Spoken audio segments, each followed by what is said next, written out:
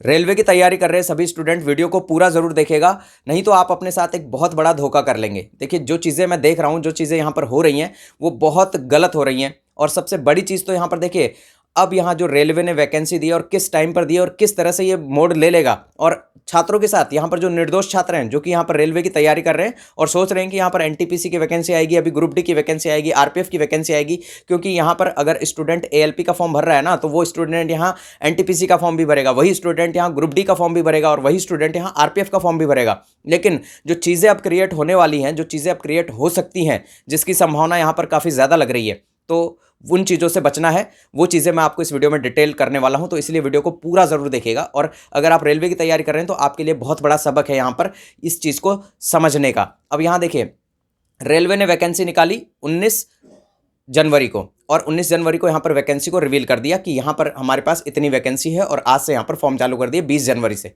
और अब आपको पता है कि यहाँ पर इस चीज़ को कई सारे स्टूडेंट यहाँ पर इस मुद्दे से जोड़ रहे हैं कि हम 22 जनवरी को जो है यहाँ श्री राम मंदिर से पहले हम इसको चेंज करवा के रहेंगे कि रेलवे यहाँ पर वैकेंसी को इंक्रीज करे और इसके अंदर टेक्नीशियन की वैकेंसी भी ऐड करे, और यहाँ पर जो एएलपी की वैकेंसी यहाँ पर इतनी सी 5696 वैकेंसी दी है, इसको बढ़ाए।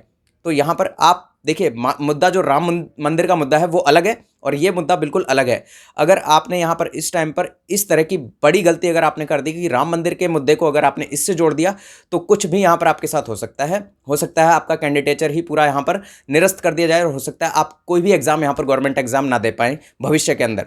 हो सकता है आपके ऊपर केस भी लग जाए। तो इसलिए इस तरह की घटनाएं ना करें। जैसा कि मैं न्यूज़ चैनल पर देख रहा था, कल भी यहाँ पर रात को जो है, अगर मैं देखूं तो कई सारी चीज़ें यहाँ पर हो रही थी कि छात्र यहाँ सड़कों पर उतरेंगे और छात्र इस तरह से आंदोलन करेंगे, वो करेंगे, और इसको उस मुद्दे के साथ कुछ छात्र इसको उसके साथ जोड़ रहे थे। हो सकता है छात्र यहाँ शांतिपूर्ण धरना करें या शांतिपूर्ण चीज़ें करें, लेकिन कुछ भी यहाँ पर चीज़ें हो सकती हैं। हो सकता है कोई तीसरा व्यक्ति जिसको कि इस एग्ज़ाम से कुछ भी मतलब नहीं है, इस रिक्रूटमेंट से कोई मतलब नहीं है, वो यहाँ पर किसी भी तरह की चीज़ें भड़का सकते हैं।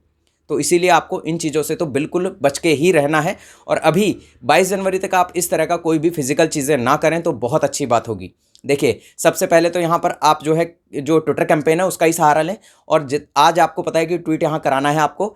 हालांकि देखिए, सरकार यहाँ पर ट्विटर कैंपेन पर भी कोई भी निर्णय नहीं ले रही है, क्योंकि ट्विटर की जो बातें हैं वो पहुँच तो रही हैं सरकार तक, लेकिन यहाँ पर सरकार इस पर कोई भी एक्शन नहीं ले रही है। दूसरी बात, कोई भी बड़ा न्यूज़ चैनल यहाँ पर आपकी चीज़ को आगे नहीं बढ़ा रहा है।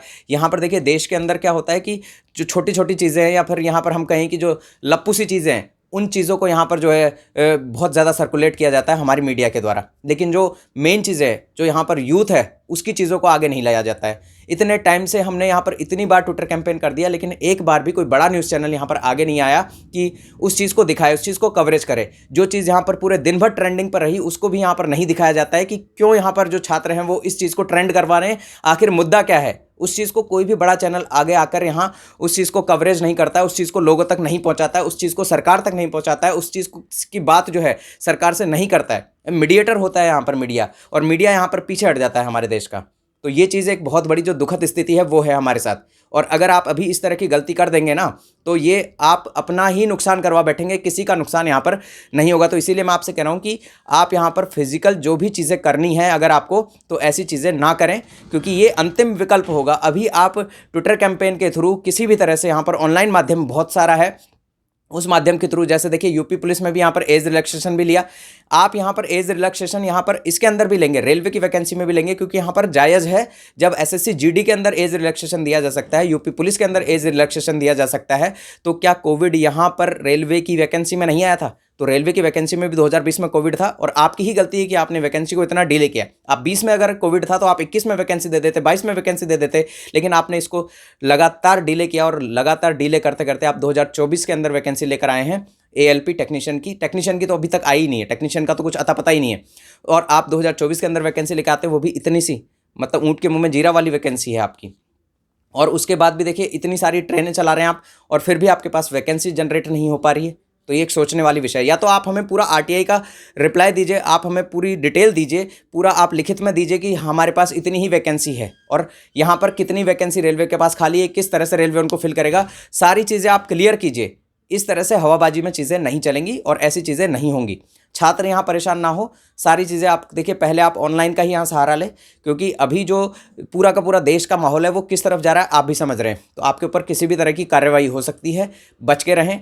ये ना हो कि आप एक एग्ज़ाम के चक्कर में जो आगे आने वाली वैकेंसीज़ है, क्योंकि रेलवे की वैकेंसीज़ अभी काफ़ी ज़्यादा आएंगी, बस यहाँ पर अच्छे से आपको अभी जो है धैर्य बनाए रखना है कम से कम 22 तारीख तक। तो 22 तारीख तक आप कोई भी ऐसी चीज़ ना करें जो कि आप पर उल्टी पड़ जाए, और आगे भी ना करें। हालांकि चीज़ें जो ऑनलाइन माध्यम है उसी से यहाँ पर सही हो जाएंगी अगर यहाँ पर मीडिया आगे आता है। मैं तारीफ़ करना चाहूँगा काबिल न्यूज़ वालों की, जो कि यहाँ पर बार बार यहाँ आगे आ रहे हैं और बार बार रेलवे का जो मुद्दा है उसको लेकर आ रहे हैं। हर एक बड़े टीचर से उन्होंने बात की, मैंने देखा खान सर से उन्होंने बात की, एसके झा सर से उन्होंने बात की, साथ ही साथ यहाँ पर जो रेलवे की वैकेंसी है उसके ऊपर वो हर 1-2 दिन में वीडियो बनाते रहते हैं। हर दिन ही शायद मेरे ख्याल से वो आजकल वीडियो बना रहे हैं रेलवे की वैकेंसी के ऊपर। तो एक बहुत अच्छी चीज़ है कि काबिल न्यूज़ वालों की मैं यहाँ पर काबिल तारीफ़ करूँगा कि वो यहाँ पर इस मुद्दे को आगे लेकर आए और छात्रों में यहाँ पर जो चीज़ है वो उसको फैलाया और यहाँ आगे भी लेकर जा रहे हैं। लेकिन कोई बड़ा न्यूज़ चैनल यहाँ आगे नहीं आ पाता है। अब रेलवे की जो वैकेंसी है ये देखिए इंक्रीज़ तो होगी ही होंगी, लेकिन थोड़ा सा यहाँ पर रेलवे ने किस तरह से इसको देखिए बिल्कुल 20 जनवरी को जारी कर दिया। मतलब रेलवे चाहता क्या है, या हम कहें कि यहाँ पर जो गवर्नमेंट है वो क्या चाहती है कि 20 जनवरी को यहाँ हम इस तरह से। और देखिए कभी भी अगर आप वैकेंसी निकालते हैं ना तो उसका शॉर्ट नोटिस दिया जाता है, कम से कम 5-7 दिन पहले। आप यहाँ पर रेलवे हमेशा से, रेलवे ने इतने सालों में जब भी यहाँ वैकेंसी निकाली तो यहाँ शॉर्ट नोटिस दिया है, लेकिन इस बार शॉर्ट नोटिस नहीं दिया। तुरंत आपने जो है एक दिन पहले ही, यानी कि 19 जनवरी को भी आपका नोटिस नहीं डला, आपने 19 जनवरी की शाम को यहाँ नोटिस डाला। सुबह आपने नोटिस डाला लेकिन फिर उसे रिमूव कर लिया। मतलब समझ ही नहीं आ रहा आप करना क्या चाहते हैं। आपने नोटिस दिया, नोटिस को फिर से रिमूव कर लिया, फिर शाम को आप फिर नोटिस डालते हैं और अगले दिन से यहाँ पर फॉर्म भी चालू कर देते हैं। मतलब इतनी क्या जल्दी है कि आपको 20 जनवरी से ही फॉर्म स्टार्ट करना था कि छात्र भड़क जाए, कि छात्र यहाँ पर जो है कुछ गलती करे। अब मुझे समझ नहीं आ रहा, आप लोग ज़रूर समझाइएगा कमेंट बॉक्स में कि आखिर ये क्या हो रहा है। और आप जो है भड़क जाएंगे और इस टाइम पर आपके ऊपर ही ये चीज़ें उल्टी पड़ जाएंगी। तो देश का जो माहौल है उसको बनाए रखिएगा, और राम मंदिर के मुद्दे को तो बिल्कुल भी इससे कनेक्ट करने की कोशिश मत कीजिएगा। मैंने देखा बहुत सारे कैंडिडेट यहाँ पर, बहुत सारे स्टूडेंट जो है इसको इससे कनेक्ट करने की कोशिश कर रहे हैं, या फिर इस मुद्दे को यहाँ पर इस मुद्दे के बीच में लेकर आ रहे हैं। तो ये मुद्दा बिल्कुल अलग है, ये राजनीति नहीं करिए, और आप लोगों का काम भी नहीं है कि आप राजनीति करें। तो इसीलिए बिल्कुल अलग रहिए। जो आपका मुद्दा है आप उस पर बात कीजिए कि आपकी जो जॉब है वो क्यों नहीं दी गई, यानी कि आपको जो रिक्रूटमेंट है वो अच्छे से क्यों नहीं निकाली गई है, और जो वैकेंसी है वो इतनी कम क्यों निकाली गई है, और साथ ही साथ आपने एज रिलैक्सेशन क्यों नहीं दिया है।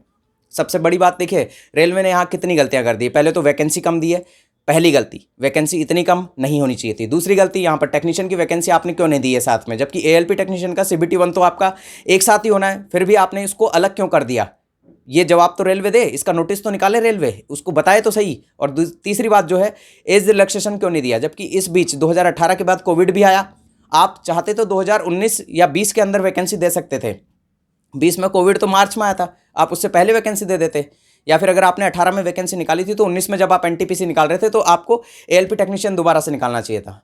और अगर आपने मान लीजिए 18 में ALP टेक्नीशियन ले लिया था, कोई बात नहीं, आप 19 में नहीं निकाल पाए, 20 में निकाल देते, 21 में निकाल देते, 22 में निकाल देते। आपने इतना डिले क्यों किया इसको। तो उस दौरान यहाँ पर कोविड भी आया, और उस दौरान जो स्टूडेंट तब से लेकर तैयारी कर रहा है उसकी एज भी निकलने को आ गई है। तो अब क्या वो इस सरकारी नौकरी का सपना उसको छोड़ दे। तो कम से कम यहाँ कोविड की वजह से तो आप उसे कम से कम ज़्यादा नहीं भी करें तो कम से कम 3 साल का एज रिलैक्सेशन तो दीजिए। जनरल कैंडिडेट को दीजिए, आप SC ST को मत दीजिए। मैं भी नहीं कहता कि SC ST को भी दीजिए, सबको दीजिए। हो सकता है SC ST को यहाँ अपना ही रिजर्वेशन मिल रहा हो, वो उसी की वजह से यहाँ पर जो है अपने आप को सेट कर पाएगा, लेकिन जनरल कैंडिडेट कहाँ जाएगा। तो उसके लिए तो कम से कम 3 साल का एज रिलैक्सेशन आपको देना ही पड़ेगा, और जो जायज़ भी बनता है कोविड की वजह से भी, और आपके जो लेट लतीफ़ी है रेलवे की उसकी वजह से। रेलवे पूरा कैलेंडर जारी करे। मैं तो कहता हूं कि जितने भी यहाँ पर जो हमारे टीचर्स हैं वो अभी अगर प्रोटेस्ट कर रहे हैं, ऑनलाइन प्रोटेस्ट जो भी कर रहे हैं, उसमें यहाँ पर रेलवे से कैलेंडर जारी करने की मांग करें कि रेलवे पूरा कैलेंडर जारी करे हर एक वैकेंसी का, कि कौन सी वैकेंसी कब आएगी, किस तरह से आएगी और कब उसका एग्ज़ाम लिया जाएगा। अभी देखिए, अभी आपका जो प्रोटेस्ट आप कर रहे हैं वो वैकेंसी को बढ़ाने के लिए कर रहे हैं। थोड़े दिन बाद आप यहाँ पर एग्ज़ाम के लिए प्रोटेस्ट करेंगे कि यहाँ पर एग्ज़ाम तो ले लो, आपने फॉर्म भरवाए थे। और फिर जब एग्ज़ाम हो जाएगा फिर आप प्रोटेस्ट करेंगे यहाँ पर कि रिजल्ट तो दे दो, आपने एग्ज़ाम लिया था, रिजल्ट दे दीजिए। फिर रिजल्ट हो जाएगा तो उस रिजल्ट में भी खामियाँ आएंगी, फिर खामियों के लिए फिर आपको कैंपेन करना पड़ेगा कि यहाँ पर रिजल्ट में खामियाँ हैं, रिजल्ट को रिवाइज़ कीजिए। फिर रिजल्ट रिवाइज आएगा, फिर उसके बाद फिर आप कहेंगे कि CBT 2 भी लेना था आपको, तो उसके लिए फिर प्रोटेस्ट करना पड़ेगा आपको। मतलब बार बार क्या स्टूडेंट पढ़ेगा या फिर प्रोटेस्ट करेगा। यहाँ पर बार बार यहाँ पर क्या वो ट्विटर पर इसी चीज़ पर लगा रहेगा कि यहाँ पर जो एग्ज़ाम ले लीजिए और यहाँ रिजल्ट निकाल दीजिए, रिवाइज रिजल्ट निकाल दीजिए। क्या यही काम रह गया अब स्टूडेंट का? वो पढ़ेगा या एग्ज़ाम का ये पूरा प्रोसेस वो खुद संभालेगा? ये सारा प्रोसेस यहाँ पर रेलवे को खुद संभालना पड़ेगा, खुद सारी चीज़ों को हैंडल करना पड़ेगा, खुद यहाँ पर जो अपनी जो सारी नीतियाँ हैं उसको सही तरह से यहाँ पर रेगुलेट करना पड़ेगा। दुख होता है कि ऐसी चीज़ें हो रही हैं, तो इसीलिए आप जो है यहाँ पर संयम बना के रखिए। और यहाँ पर कोई भी मिस्टेक मत कीजिएगा आने वाले 2 से 3 दिन, ठीक है। ये बात बस इतनी सी मैं आपसे रिक्वेस्ट करना चाहता हूँ। जो चीज़ें यहाँ पर ALP के स्टूडेंट या मैं कहूँ कि रेलवे के स्टूडेंट यहाँ पर भड़के हुए हैं, क्योंकि मैंने देखे काफ़ी सारे वीडियोज़ में, तो इसीलिए ऐसा बिल्कुल ना करें जिससे कि कोई आपके ऊपर कार्रवाई हो जाए। फिर भी कोई गलती अगर यहाँ पर वीडियो में हो गई हो तो उसके लिए क्षमा चाहते हैं। तब तक के लिए जय हिंद, जय भारत। मिलेंगे अगले वीडियो में।